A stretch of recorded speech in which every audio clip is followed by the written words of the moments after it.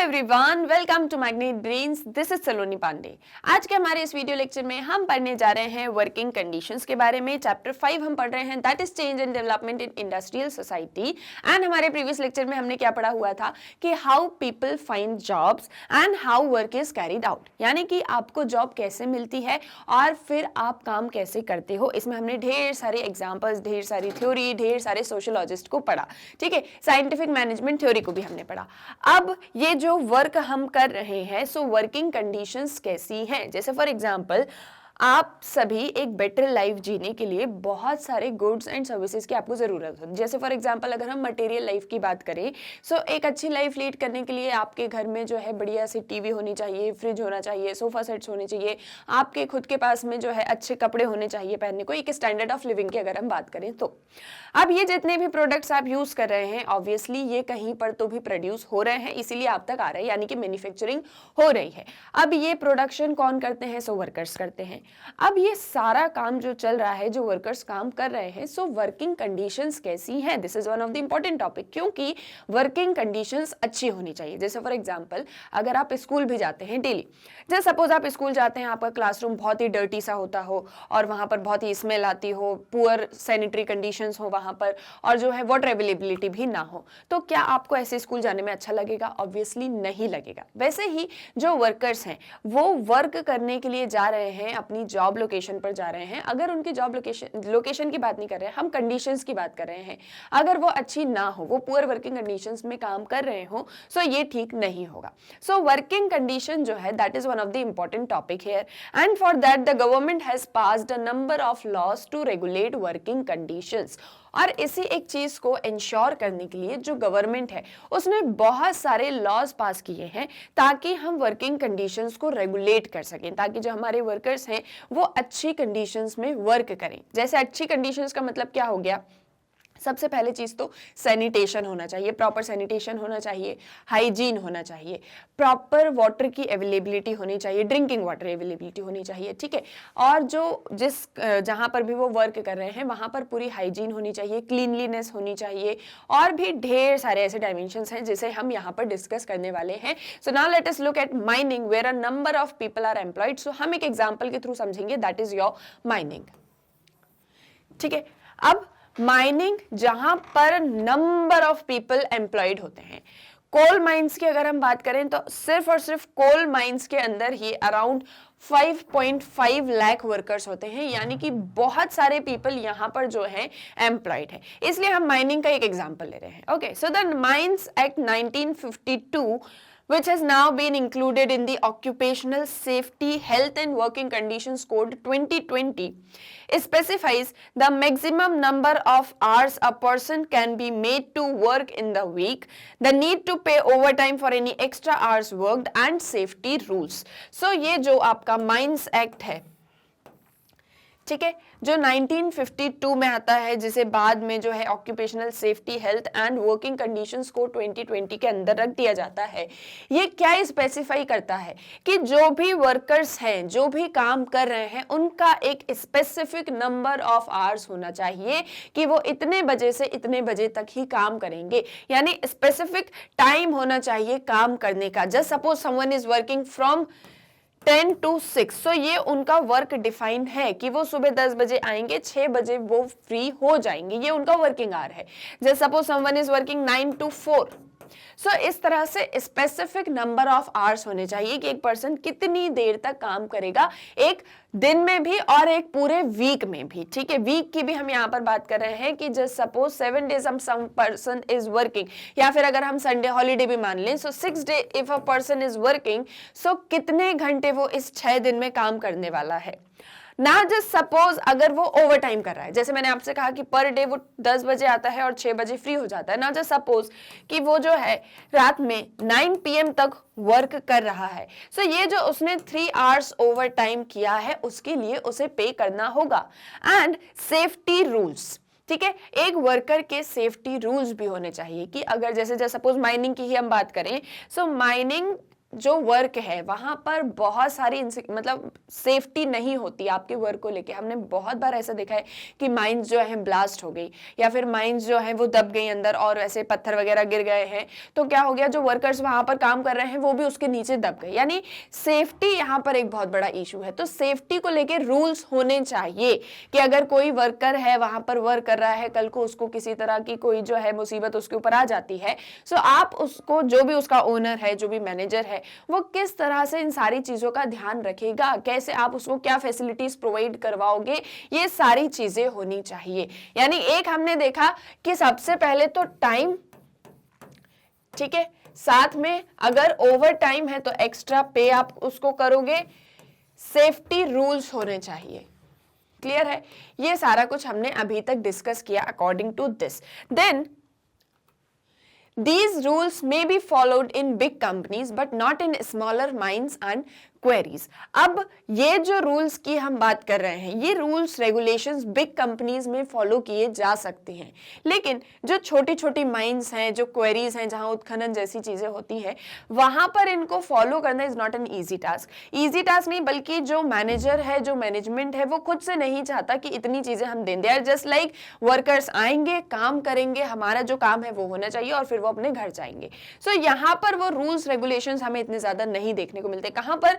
Smaller mines and queries के अंदर। ना मोर ओवर सब कॉन्ट्रैक्टिंग इज वाइड स्प्रेड। अब हमने कॉन्ट्रैक्ट लेबर वाला सिस्टम पढ़ा हुआ था, है ना, हमने प्रीवियस लेक्चर्स में इसको डिस्कस किया हुआ है। सो वैसे ही सब कॉन्ट्रैक्टिंग भी वाइड स्प्रेड है यहाँ पर बहुत ज्यादा, कि कॉन्ट्रैक्ट के बेसिस पर जो है हम उनको लेके आ जाते हैं और फिर उनसे काम करवाते हैं। जैसे एक और हमने डायमेंशन देखा था लोन वाला, कि जो कॉन्ट्रैक्टर है वो किसी गांव में जाएगा, वहां पर लोगों से पूछेगा क्या आपको काम चाहिए। अगर हम माइनिंग की बात ना करें, इन जनरल हम बात करें वर्क को लेके, सो कोई कॉन्ट्रैक्टर है विलेज में जाएगा, वहां उनसे पूछेगा क्या आपको काम की जरूरत है, मैं आपको इतने पैसे दूंगा पर आपको मेरे लिए इतने समय तक काम करना होगा, है ना। सो ये कॉन्ट्रैक्टिंग वाली चीज भी बहुत ज्यादा वाइड स्प्रेड है। And many contractors do not maintain proper registers of workers, thus avoiding any responsibility for accidents and benefits। और कॉन्ट्रैक्टिंग की वजह से होता क्या है, जो कॉन्ट्रैक्टर्स होते हैं वो बहुत बार रजिस्टर्स को मेंटेन नहीं करते कि कितने जो है पीपल, कितने वर्कर जो है यहाँ पर आ रहे हैं, काम कर रहे हैं, कितने घंटे काम कर रहे हैं, कितने बजे आते हैं, कितने बजे जाते हैं, क्या उनकी वर्किंग कंडीशंस कैसी, इन सारी चीज़ों का अच्छे से ध्यान नहीं रखा जाता है। तो इसीलिए फिर कॉन्ट्रैक्टर की कोई रिस्पॉन्सिबिलिटी भी नहीं रह जाती है, किसी तरह का कोई एक्सीडेंट हो जाता है, कोई बेनिफिट हो जाता है। तो जैसे सपोज, जैसे कि आप हैं, आप डेली क्लास में अपनी जाते होंगे, मतलब जब आपके स्कूल लगेंगे आप डेली क्लास में जाएंगे तो आपकी अटेंडेंस होती है ना, कि आप इस दिन प्रेजेंट हो या नहीं हो। अब जस्ट सपोज आप जो है किसी दिन, जैसे सपोज कोई एक बच्चा है, वो भी आप ही की क्लास में है, लेकिन उसका उस रजिस्टर पे नाम नहीं है, तो टीचर की कोई रिस्पॉन्सिबिलिटी नहीं बनती। जस्ट सपोज मान लीजिए किसी वजह से ना लिखा गया या टीचर ने जानबूझ के नहीं लिखा है, सो कोई रिस्पॉन्सिबिलिटी नहीं बनती उस स्टूडेंट को लेके, उसका कोई रिकॉर्ड नहीं होगा इस स्कूल के अंदर, है ना। यही चीज है ना, सेम थिंग होती है एक वर्कर के साथ में। वो वहां पर आ रहा है, जस्ट सपोज हम इस फैक्ट्री की बात करें, वो यहाँ पर डेली आ रहा है, डेली यहाँ पे काम कर रहा है, लेकिन रजिस्ट्रेशन उसका नहीं है, या फिर जो कॉन्ट्रैक्टर का रजिस्टर है उसमें उसका नाम ही नहीं है, तो फिर कोई रिस्पॉन्सिबिलिटी नहीं बनती उसके खिलाफ में। वो उसका किसी तरह का कोई रजिस्ट्रेशन ही नहीं है, रिकॉर्ड में उसका नाम ही नहीं है। तो ऐसी चीजें करके भी जो कॉन्ट्रैक्टर्स होते हैं वो अपनी रिस्पॉन्सिबिलिटी से पीछे हट जाते हैं। Moreover, after mining has finished in an area, the company is supposed to cover up the open holes and restore the area to its earlier condition, but they don't do this। देखो, अब जैसे कहीं पर mining चल रही है, अब mining का काम हो गया पूरा, किसी एरिया में माइनिंग चल रही थी, अब माइनिंग का काम हो जाता है, तो जो कंपनी है उसकी क्या रिस्पॉन्सिबिलिटी है कि आपने जहां भी माइनिंग करी हुई है, जो भी होल्स हैं, आप उसको कवर करके जाइए। जैसे वो पहले था आप उसको वैसे ही करके जाइए। जैसे हम देखते हैं बहुत बार, जैसे सड़क बनती है, ठीक है, कहीं पे रोड कंस्ट्रक्शन का काम चल रहा है या फिर किसी तरह की कोई पाइपलाइन डल रही है, ठीक है, अगर ऐसी कोई काम हो रहा है, आपने भी देखा होगा इन जनरल। सो क्या होता है, जो भी वर्क करते हैं वो अपना काम करते हैं, फिर उस जगह को वैसे ही छोड़ के चले जाते हैं। बहुत बार ऐसा होता है कि वापस से वो रोड्स को कंस्ट्रक्ट नहीं किया जाता है, वैसे ही तोड़ मड़ोड़ करते हैं और अपनी लाइन वाइन डालते हैं, जो भी उनको काम करना है, और उसको जो है ऐसे ही बस कवर करके चले जाते हैं, छोड़ देते हैं, रोड को वापस नहीं बनाते। हम चाहते हैं ना कि वो रोड वापस से बने, है ना। वैसे ही जस्ट सपोज इस एरिया के अंदर माइनिंग हुई है, उन्होंने यहाँ पर जो है होल्स कर दिए हैं और यहाँ पर पीपल रहते भी हैं, मान लेते हैं, ठीक है, ये जो है किसी तरह का ऐसे रेसिडेंशियल एरिया है यहाँ से थोड़ी दूर पर। अब उनकी रिस्पॉन्सिबिलिटी बनती है कि इन माइंस को आप कवर करके जाओ, लेकिन वो क्या करते हैं, इसको ओपन ही रहने देते हैं, कवर करके नहीं जाते हैं, जिससे आगे चल के बहुत सारे ऐसे हादसे हो जाते हैं।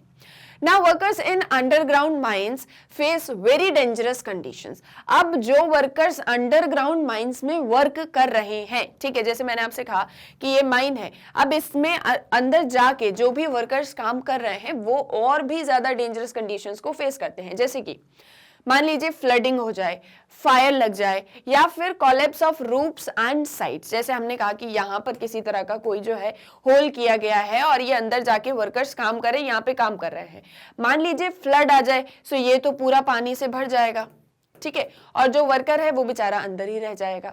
फिर उसके बाद में मान लीजिए फायर लग जाती है, आग लग गई, उसके अलावा जो है ये शेड हो गए, ये जो पूरी उन्होंने माइंस लगाई थी, रूफ्स जो है, साइड्स जो हैं वो गिरने लग जाए, शेड होने लग जाए, कोलैप्स होने लग जाए, emission of gases and ventilation failures, किसी तरह का प्रॉपर वेंटिलेशन ना हो तो सफोकेशन में ही वर्कर की डेथ हो जाएगी। अगर किसी तरह की गैस है वो एमिट होने लग जाती है तो भी सफोकेशन में उसकी डेथ हो जाएगी। सो ऐसी सारी कंडीशंस के लिए हमको जो है सेफ्टी रूल्स इंश्योर करने होते हैं और वो चीज होनी ही चाहिए। Now many workers develop breathing problems and diseases like tuberculosis and silicosis. और होता क्या है, फिर वर्कर्स को जैसे सपोज अगर डेथ नहीं होती, किसी तरह से उनको बचा लिया जाता है, और अगर वो ऐसी कंडीशंस में वर्क कर भी रहे हैं तो बहुत बार वो जो है उनको ब्रीथिंग प्रॉब्लम और डिसीजेस हो जाते हैं, जैसे कि ट्यूबरक्लोसिस हो गया, सिलिकोसिस हो गया, etcetera. Now those working in overground mines have to work in both hot sun and rain and face injuries due to mine blasting and falling objects. अब वो सभी जो माइंस के ऊपर काम कर रहे हैं, जैसे अभी हमने डिस्कस किया कि जो माइंस के अंदर काम कर रहे हैं, अब जो यहाँ पर काम कर रहे हैं, ओवरग्राउंड माइंस काम कर रहे हैं, उन्हें बहुत तेज धूप में भी, बारिश में भी, बहुत ठंड में भी उन्हें पूरे टाइम काम करना होता है और उससे बहुत सारी इंजरीज को भी फेस करना पड़ता है। जैसे मान लीजिए माइन ब्लास्ट हो गई, ठीक है, ये यहाँ पर ये लोग काम कर रहे हैं, अब ये माइन जस्ट सपोज ब्लास्ट हो जाती है, सो ऑब्वियसली ये भी इंजर्ड होंगे, कोई ऑब्जेक्ट जो है इनके ऊपर फॉल हो जाता है, एक्सेट्रा। सो इन सारी चीजों को इन्हें भी फेस करना पड़ता है। And the rate of mining accidents in India is very high compared to other countries. Now, this is one of the important topic that you need to remember कि इंडिया में जो माइन से related accident होते हैं या mining accidents होते हैं वो सबसे ज्यादा हाई है रेट्स में, ठीक है, compare to other countries. And in many industries the workers are migrants. अब ये तो हमने माइनिंग से रिलेटेड डिस्कस किया कि क्या सारी चीजें होती हैं। अब बहुत सी इंडस्ट्रीज में जो वर्कर्स होते हैं वो माइग्रेंट्स होते हैं, हमने माइग्रेंट्स के बारे में भी पढ़ा हुआ है ना, याद है सारा कुछ, या मैं रिकॉल करवाऊं वापस से। जैसे कि हमने देखा कि रूरल एरियाज को छोड़ के अर्बन एरियाज में आ जाते हैं, वहां पर रहना स्टार्ट कर देते हैं, एक अर्बन मिडिल क्लास जो है इमर्ज हो रही है। रूरल एरियाज में थे, अंडर डेप्ट पूरे समय रहते थे, यहाँ पर लोन लेके काम करने के लिए आए हैं, लेकिन वैसा बर्डन कॉन्ट्रैक्टर का नहीं है जैसा कि विलेजेस में हुआ करता था। बहुत सारे एस्पेक्ट्स हैं माइग्रेंट्स को लेके। अब इसी में एक एग्जांपल देखें। So the fish processing plants along the coast line employ mostly single young women from Tamil Nadu, Karnataka and Kerala. अब जो फिश प्रोसेसिंग प्लांट्स हैं जो कोस्ट लाइन पर बसे हुए हैं, कोस्ट लाइन समझते हो ना, जो इंडिया की ये साउथ में ये जो पूरा एरिया है, ठीक है, ये यहाँ पर जितने भी स्टेट्स लगते हैं, ये पूरी आपकी कोस्ट लाइन जो है, यहाँ पर मोस्टली वो क्या करते हैं, जो सिंगल यंग वुमेन है उन्हें एम्प्लॉय करते हैं काम करने के लिए, जो स्पेशली आपके तमिलनाडु, कर्नाटक, केरल से होती हैं। 10-12 of them are housed in small rooms and sometimes one shift has to make way for another। और बहुत बार ऐसा क्या होता है कि एक ही छोटे से कमरे में 10 से 12 लड़कियों को रख दिया जाता है और वो वहीं पे रहती हैं। बहुत बार शिफ्ट में भी काम करना होता है, उसी रूम में एडजस्ट करना होता है। सो इस तरह की वर्किंग कंडीशंस में जो फिश प्रोसेसिंग प्लांट्स में यंग वुमेन वर्क कर रही हैं वो कुछ इस तरह से कर रही हैं। And young women are seen as submissive workers. Many men also migrate singly, either unmarried or leaving their families in the village. अब देखो क्या होता है, जो यंग वुमेन होती है उन्हें सबमिसिव वर्कर्स की तरह माना जाता है कि ये तो भैया बहुत काम करेंगी, और साथ ही साथ जो बहुत सारे मेन हैं वो भी सिंगल ही माइग्रेट करते हैं। यानी अगर जैसे वो मैरिड हैं तो वो अपनी वाइफ को छोड़ के फिर चले जाते हैं, या फिर अनमैरिड है तो अपनी फैमिलीज को छोड़ के चले जाते हैं। And most of the time जो होता है वो अनमैरिड ही होते हैं, तभी वो काम करने के लिए जो है माइग्रेट कर जाते हैं। And in 1992 85% of 2 lakh Oriya migrants in Surat were single. अब अगर हम 1992 की बात करें, सो ओडिया के या ओरिया माइग्रेंट जो थे सूरत में काम कर रहे थे वो सिंगल थे। 85% 2 लाख वर्क कर रहे हैं, उसमें से 85% जो है वो सिंगल थे। क्यों? क्योंकि ये इन्हें सबमिसिव वर्कर्स की तरह देखा जाता है। And these migrants have little time to socialise and whatever little time and money they can spend is with other migrant workers. और ये जो वर्कर्स होते हैं इनके पास में बहुत कम समय होता है कि ये दूसरों के साथ में सोशलाइज कर सकें, या फिर हम ये कहें अपनी लाइफ को बहुत अच्छे से जी सकें। जो भी टाइम उनके पास में होता है वो उसे बाकी अदर माइग्रेंट वर्कर्स के साथ में ही स्पेंड करते हैं। जैसे बैठे हैं थोड़ी देर के लिए तो आपस में बात कर ली, इसके अलावा ज्यादा सोशलाइज नहीं होते हैं। From a nation of interfering joint families, the nature of work in a globalized economy is taking people in the direction of loneliness and vulnerability. हम स्टार्टिंग से पढ़ते हुए आ रहे हैं कि एक जो है जॉइंट फैमिली का सिस्टम होता है, एक न्यूक्लियर फैमिली का सिस्टम होता है। पूरा वर्ल्ड मॉडर्नाइजेशन के साथ में न्यूक्लियर फैमिली के सिस्टम को अडॉप्ट कर रहा है, लेकिन इंडिया में हम आज भी जॉइंट फैमिली में हैं। ठीक है, हमारे यहाँ यही सिस्टम देखने को मिलता है। और जॉइंट फैमिली सिस्टम होने के बावजूद भी हमारे यहाँ पर अगर हम वर्कर्स को उनकी वर्किंग कंडीशन के अकॉर्डिंग हमारी ग्लोबलाइज्ड इकोनॉमी का नेचर देखें, so that is becoming more and more lonely and vulnerable. Yet for many young women it also represent some independence and economic autonomy. लेकिन इसी के साथ में लोनलीनेस, वल्नरेबिलिटी के साथ में बहुत सारी यंग वुमेन के लिए एक तरीके से इंडिपेंडेंस और इकोनॉमिक ऑटोनॉमी भी प्रोवाइड करती है, क्योंकि अब वो खुद से वर्क कर रही हैं। They are the independent womens also. So these are the working condition that we are discussing in this lecture. And जैसे कि हमने देखा कि हमने एक माइंस का एग्जाम्पल देखा, एक हमने जो है आपकी फिश प्रोसेसिंग प्लांट का एग्जाम्पल देखा। सो ऐसे ही जो वर्कर्स हैं वो बहुत ही पुअर वर्किंग कंडीशंस में काम कर रहे हैं, जिसके लिए जो गवर्नमेंट है वो टाइम टू टाइम लॉज लाती रहती है। लेकिन क्योंकि हम रेगुलरली चेक नहीं करते हैं ना कि कौन सी कंपनी, कौन सी इंडस्ट्री, कौन सी फैक्ट्री जो है इन लॉज के साथ में इन्हें फॉलो कर रही है या नहीं कर रही है, क्योंकि रेगुलर चेक नहीं है, इसीलिए बहुत से वर्कर्स आज भी किस कंडीशंस में, पुअर वर्किंग कंडीशंस में काम कर रहे हैं। और क्योंकि हमारे यहाँ सिर्फ 10% जो है वो फॉर्मल सेक्टर है and 90% people are working in informal sector, जहां पर तो रेगुलर चेक मतलब हम इम्पॉसिबल सा लगता है वहां पर। सो इसीलिए ऐसी कंडीशंस में जो वर्क करना वो बहुत ही मुश्किल हो रहा है वर्कर्स के लिए। सो किस तरह की कंडीशंस होनी चाहिए, कैसी कंडीशंस इंश्योर करनी चाहिए? तो सबसे पहले एक फिक्स टाइम हो, ठीक है, वर्क करने के लिए फिक्स वर्किंग आवर्स होने चाहिए। ओके। सेकेंडली, जो पेमेंट हो, जो सैलरी हो, वो टाइमली मैनर में मिलनी चाहिए। ये तो मतलब हम एक वर्कर्स को लेके मान रहे हैं कि सब, ये एक चीज भी इंपॉर्टेंट है कि अगर फिक्स वर्किंग आवर्स हैं तो सैलरी भी टाइमली मैनर में मिले, और अगर ओवर टाइम कर रहे हैं तो उसके लिए भी पे किया जाना चाहिए। साथ ही साथ सेफ्टी रूल्स होने चाहिए, ठीक है, प्रॉपर मैनेजमेंट के थ्रू सारे सेफ्टी रूल्स को इंश्योर करवाना चाहिए। हाइजीनिक वर्किंग कंडीशंस होनी चाहिए, ठीक है, हाइजीनिक वर्किंग कंडीशंस हो, प्रॉपर सैनिटेशन होना चाहिए। देन बिसाइड्स इसी के साथ में वाटर अवेलेबिलिटी हो, ठीक है, और ब्रेक टाइम होना चाहिए। ऐसी सारी चीजों के साथ में जो है प्रॉपर वर्किंग कंडीशंस हमें इंश्योर करनी चाहिए वर्कर्स को, तभी हमारे वर्कर्स जो हैं वो खुद भी बहुत अच्छे मतलब सही रहेंगे, बेटर रहेंगे, उनका स्टैंडर्ड ऑफ लिविंग भी रेज होगा, साथ ही साथ उनका अपना भी डेवलपमेंट होगा, है ना। अगर हम डेवलपमेंट के नाम पे वर्किंग कंडीशंस बहुत बुरी रखें और वर्कर्स जो है किसी तरह की कोई प्रॉपर फैसिलिटीज उन्हें ना मिले, सो हम नहीं सोच सकते कि हमारी इकोनॉमी का या हमारी कंट्री का ओवरऑल डेवलपमेंट होगा। सो हमें ये इंश्योर करना भी बहुत ज्यादा जरूरी है, स्पेशली कहां पर, इंडस्ट्रियल सोसाइटीज में।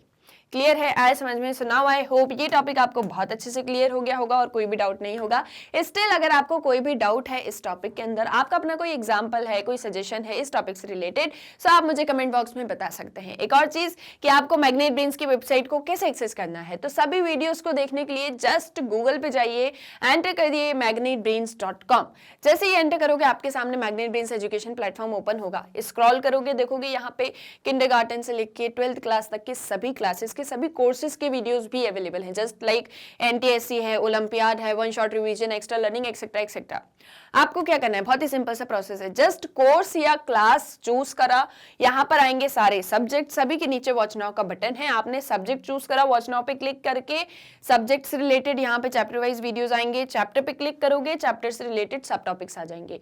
यहाँ भी सभी के आगे वॉच नाउ का बटन है, आपको जो भी टॉपिक स्टडी करना है वॉच नाउ पे क्लिक करोगे, आपका वीडियो ओपन हो जाएगा। सेम प्रोसेस, जैसे सपोज आपको वन शॉट रिवीजन देखना है, सो आपने वन शॉट रिवीजन चूज करा, आपने सब्जेक्ट चूज करा एंड देन यहाँ पर आपके सामने चैप्टर वाइज जो है वन शॉट रिवीजन वीडियोस आ जाएंगे। यहाँ भी सभी के आगे वॉच नाउ का बटन है, आपको जो भी चैप्टर स्टडी करना है वॉच नाउ पे क्लिक किया और ये वीडियो ओपन। अब यहाँ से आपको नेक्स्ट वीडियो देखना है, नेक्स्ट वीडियो पर क्लिक करो, ये नहीं देखना है कुछ और देखना है, यहाँ से कैंसिल कर दो। बहुत ही इजीली आप मैग्नेट ब्रेन्स की वेबसाइट को एक्सेस कर सकते हैं, ये आपको 100% फ्री ऑनलाइन एजुकेशन प्रोवाइड करती है। जल्दी से चैनल को सब्सक्राइब कर दीजिए, आज के इस वीडियो को लाइक एंड शेयर करना मत भूलिएगा। हम मिलेंगे हमारे नेक्स्ट वीडियो लेक्चर में। Thank you very much.